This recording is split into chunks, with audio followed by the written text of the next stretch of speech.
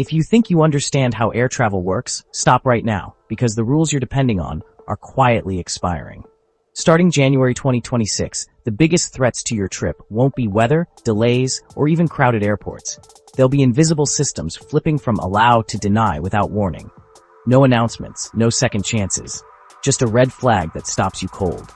Under these new passport rules, seniors are being denied not because they did something wrong, but because the rules changed while no one was looking. Digital approvals that didn't matter before suddenly decide whether you fly.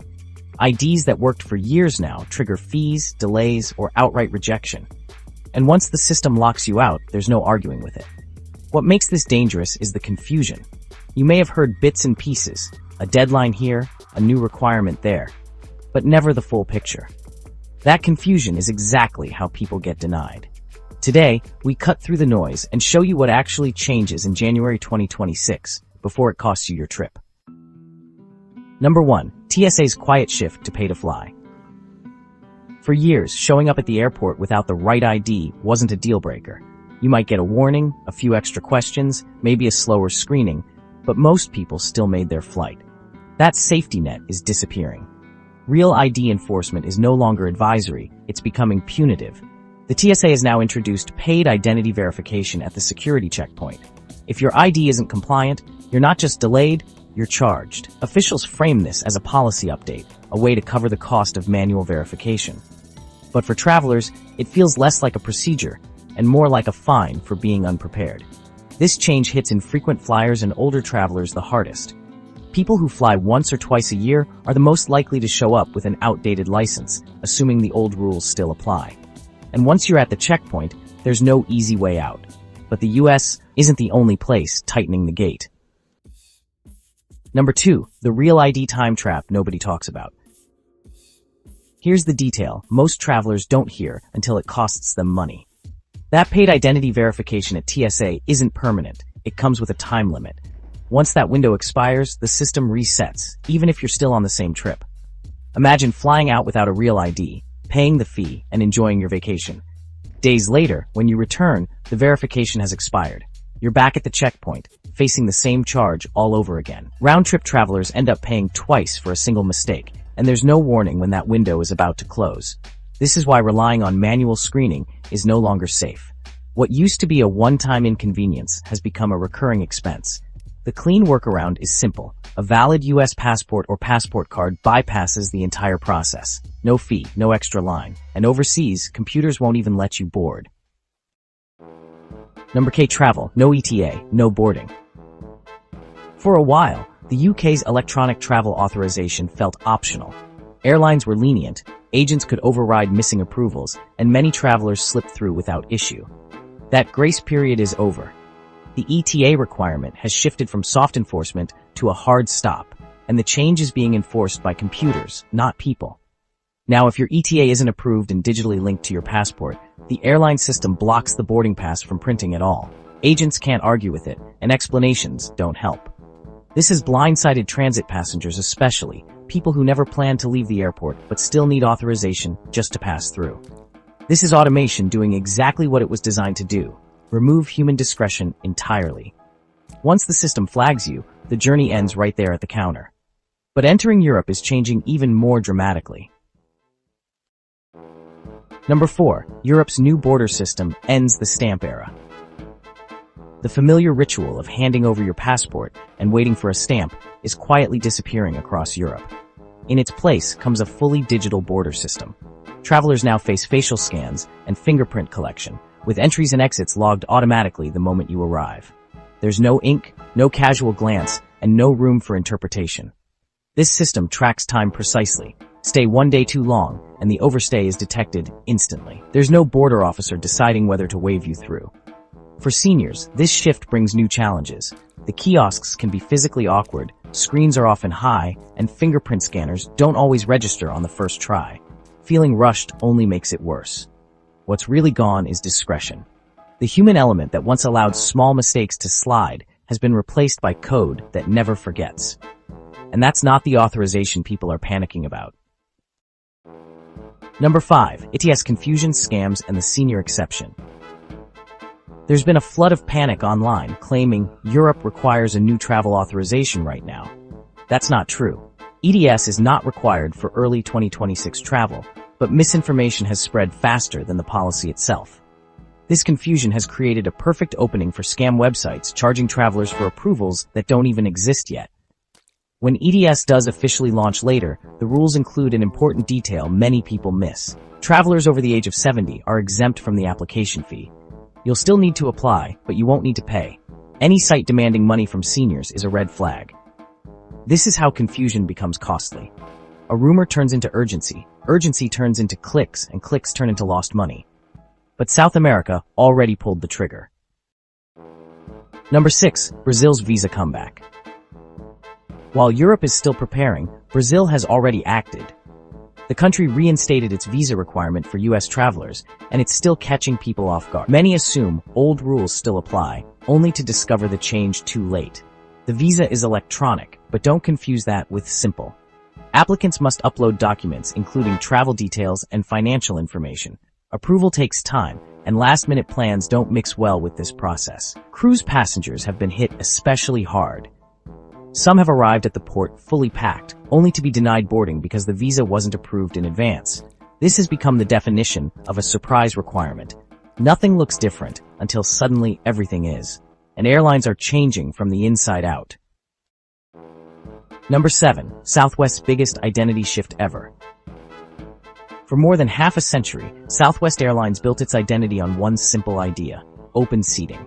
No assigned seats, no seat maps, no hierarchy beyond when you checked in. That era is ending. Assigned seating is becoming permanent, and with it, the entire psychology of flying Southwest changes overnight. Instead of racing to check in at the 24-hour mark, passengers now make decisions at the moment of purchase. Where you sit becomes part of what you buy, not a gamble you take later. That shift quietly changes behavior. Travelers start comparing prices differently, weighing comfort against cost in a way Southwest customers never had to before. And once seats are assigned, monetization follows naturally. Front rows, extra legroom, and exit rows turn into premium inventory. What was once first come first served becomes pay to prefer, but the fine print gets sharper. Number 8. Southwest's new risk shift for extra seat travelers. Alongside assigned seating comes a quiet rewrite of Southwest's long-standing customers of size policy. In the past, travelers who needed extra space could purchase a second seat and receive a refund after the trip, regardless of how full the flight was. That certainty is gone. Under the new rules, refunds for extra seats are no longer guaranteed. If the flight departs with empty seats, a refund may still happen, but on sold-out flights, the cost stays with the passenger. The financial risk shifts completely. What used to be a protected accommodation now depends on demand. This wasn't announced with fanfare. It appeared as policy language, easy to miss but expensive to ignore. Anyone who relies on that extra space now has to plan for the worst-case scenario. And another rule arrives even sooner. Number 9. The lithium battery rule grounding mobility devices. Before assigned seating even fully settles in, a stricter safety rule takes effect. Lithium battery limits are now being enforced without exception. Mobility scooters powered by batteries above the approved watt-hour threshold are simply not allowed on board. This hits owners of heavy-duty and long-range scooters hardest. Many of these devices exceed the limit, and airlines will not negotiate at the gate. No paperwork, no explanation, no last-minute fixes. If the battery is too large, the trip ends there. The only solution is preparation. Check the battery rating now, not on travel day. Contact manufacturers about travel-approved alternatives. Waiting until the airport is no longer an option. Not all changes take something away. Number 10. The refund rules airlines can't dodge anymore. For years, airlines had a favorite move when things went wrong. Offer a voucher and hope you'd accept it. That era is ending. New enforcement rules now require automatic cash refunds when delays cross specific thresholds, whether the airline likes it or not. For domestic flights, that line is 3 hours. For international trips, it's 6. Once the delay hits that mark and you choose not to fly, the refund is no longer a negotiation. The key is how you assert it. You don't argue, you don't demand favors. You simply state that you're canceling due to a significant delay and request a refund to the original form of payment. The airline is obligated to comply. No credits, no expiration dates. This already shifts power back to travelers. But there's an even stronger rule hiding behind it. And there's a powerful clause most people miss. Number 11, accessibility clause that overrides on-time flights. Here's the rule that changes everything for travelers with mobility or accessibility needs. A flight can be perfectly on time and still qualify for a refund. If the airline swaps aircraft and the new plane no longer meets your accessibility requirements, that counts as a significant change. The most common example is the accessible lavatory. You book a larger aircraft because it accommodates your needs, then the airline quietly switches to a smaller plane without one. Under the new rules, you are not required to accept that flight. You can refuse it and request a full refund, even if departure is minutes away. This isn't about inconvenience. It's about dignity. Travel shouldn't force people to compromise their health or comfort just to stay on schedule. Now let's talk documents. Number 12, online passport renewal with limits. Passport renewal is finally moving into the digital age. The government is rolling out online renewals that let you upload a photo, submit payment, and skip the post office entirely. For many travelers, this removes weeks of friction. But it's not universal. Only certain renewals qualify. If your passport expired too long ago, if you're applying for the first time, or if key details have changed, you're still stuck with the traditional process. And there's a trap that catches people every year: validity. Many countries won't let you enter if your passport expires within 6 months of travel. Even a valid passport can get you turned away. Check that date now, not the night before departure. But enforcement doesn't stop at documents. Number 13, TSA's crackdown on carry-on hacks. If you've spent any time online, you've seen the trick: a hollow neck pillow stuffed with clothes to sneak past baggage limits. For years, it worked. In 2026, it's becoming a liability. With new 3D CT scanners rolling out at more checkpoints, TSA officers are no longer guessing what's inside a bag. Dense, organic masses light up instantly on their screens. A stuffed pillow doesn't look clever to the scanner. It looks suspicious. That's why more travelers are being pulled aside and asked to empty them out on the spot. Socks, underwear, shirts, all laid out in public while the line stacks up behind you. It's not illegal, but it slows screening and puts you on an agent's radar. What once saved time and money now does the opposite. Medical items are different if you speak up. Number 14, medical exemptions most travelers don't assert. TSA's liquid rules seem strict, but there's an exception many travelers fail to use correctly. Ice packs for medically necessary items like insulin or certain injectables are allowed. The confusion starts when those packs aren't frozen solid. For years, slushy packs were treated as liquids and confiscated. That rule has been clarified. Slushy ice packs are permitted when they're used for medical necessity. But here's the catch: the exemption doesn't activate automatically. You have to declare it. If you leave the pack buried in your bag and say nothing, you risk losing it. The correct move is simple and calm. Tell the officer immediately that it's a medically necessary cooling pack and ask for it to be screened separately. This isn't about arguing. It's about stating the rule clearly and early. Travelers who do this almost always get through without issue. Those who don't often find themselves trying to explain after the decision is already made. And once you're past security, airports start influencing you in more subtle ways. Number 15, the golden walk psychology trap. Have you noticed how after security, you're often funneled through a winding maze of shops before you even see a gate? That's not poor design. It's intentional.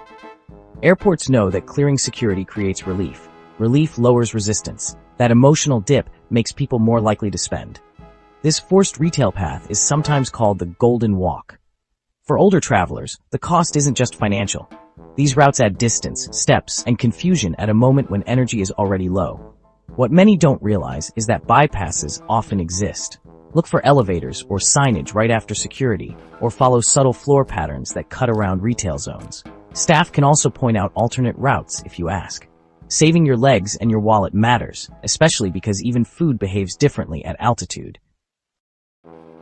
Number 16, in-flight health trap nobody warns you about. At 35,000 feet, your body doesn't work the way it does on the ground.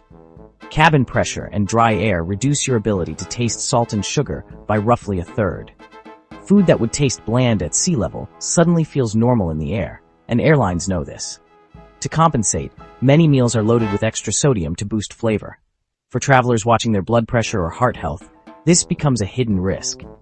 That light chicken dish can contain far more salt than a restaurant meal, and you don't feel it until hours later. The fix is simple. Bring your own snacks when possible, drink more water than you think you need, and avoid adding extra salt out of habit. Surprisingly, wearing noise-canceling headphones can also help. Reducing engine noise slightly restores taste perception, making you less likely to over-season your food. So what does all this mean for 2026? Travel isn't necessarily harder than it used to be, it's less forgiving. Systems now assume compliance, preparation, and digital approval by default. When something is missing, automation steps in where human flexibility once existed. Computers don't negotiate, and policies don't bend at the gate. The solution isn't fear, it's awareness. Check your ID before you leave. Use a passport when possible. Download the required apps. Verify battery limits, seat policies, and refund rights. Know that delays now equal cashback, and that accessibility needs carry legal weight. The travelers who struggle in 2026 won't be the careless ones, they'll be the uninformed ones. Stay curious, stay updated, and treat every trip as a system you need to understand, not just a plane you need to catch.